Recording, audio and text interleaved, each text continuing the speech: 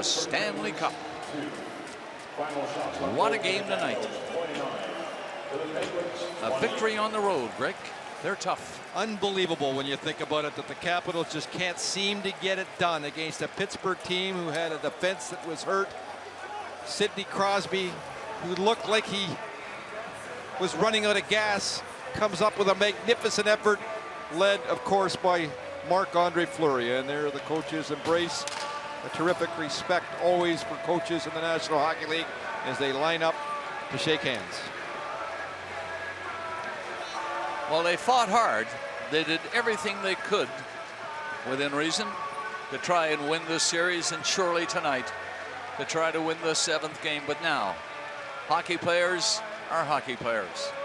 They're the first to stand up and shake hands and congratulate the people who have defeated them, fair and square. Niskanen and Crosby, no reaction there after a tough fought series against each other.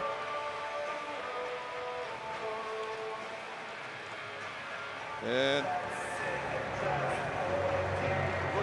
concussion, went through it all, came back. They love him as a captain. Sid and Ovechkin, you always look for that handshake, a quick one. Christine is standing by downstairs, and she's going to try to talk to some of these players when they come in off the ice.